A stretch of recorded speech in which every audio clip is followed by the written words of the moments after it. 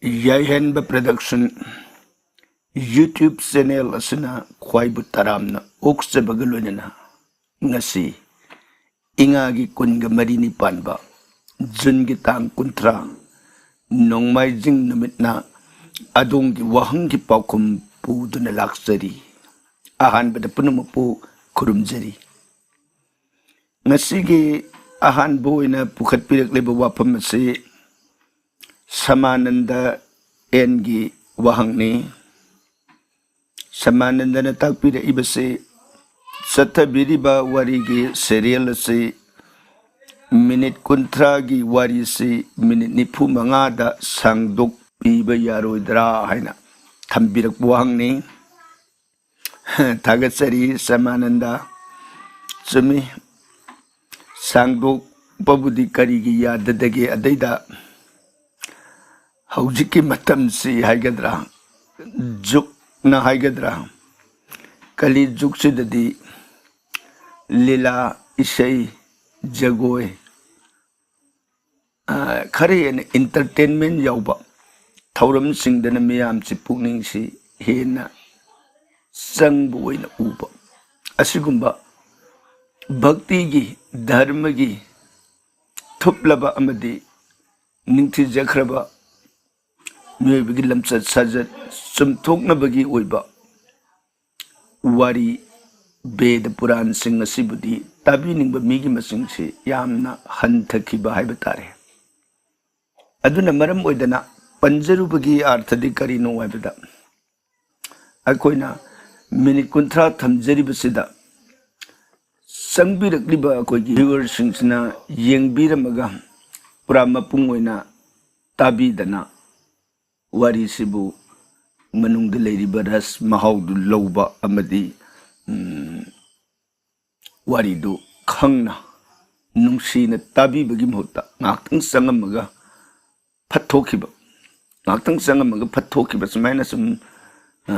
ita tabiram da bhai tare aduda koigi channel asigi was award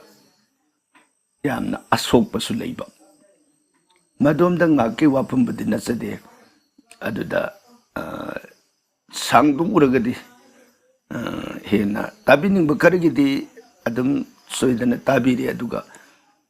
paham da basingdadi moina adumain toram akoigi was award si soglok badagi akoigi channel asigi marai baksi bera karak pai tare aduna maram moidana akoina tabadi de beri kuntra libde amta yaudi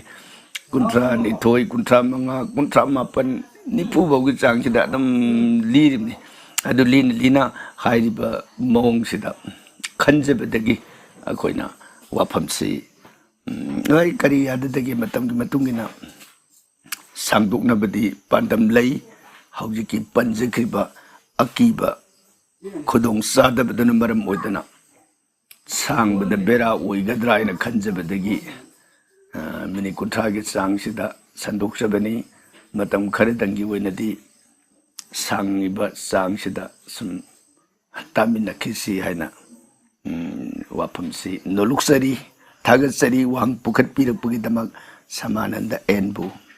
aduga nisubu wahangdana Gopinath SS na wahang ahungkhak thangat pirai Tanggat pira iba wahang si ahan bu wahang da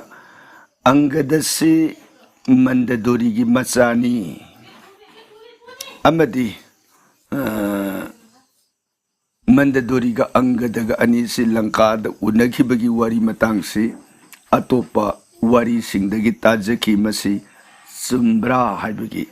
wapam duni ahan bu wahang da tambira ibasna aduga anis bu wahang dana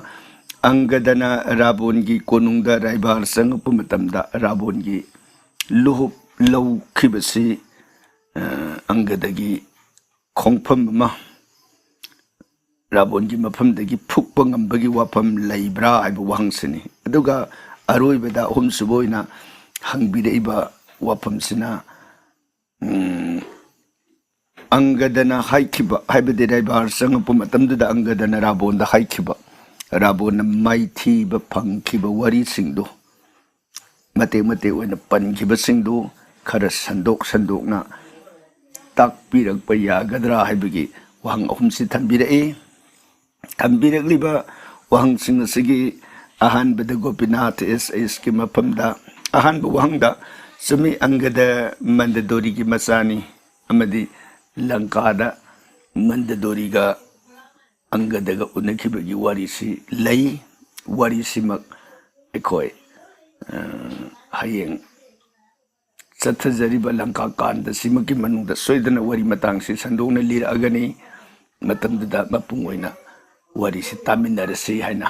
हौजिकसिदा मागे तोंगाना पाखुमदु पिरुद्रगसु वाफमसिना पेनबिननबा निसिंगजरी अदुगा अनिसबु वहंगदना अंगदना राबोनगी रूप लौबसी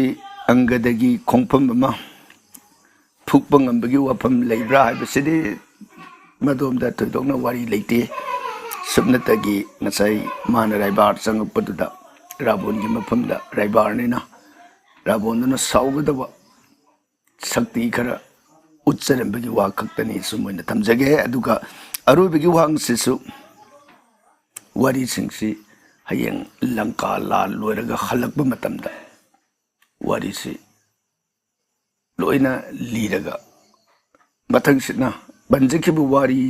maithikiba matangduda nataba rabona digbijoy satkibagi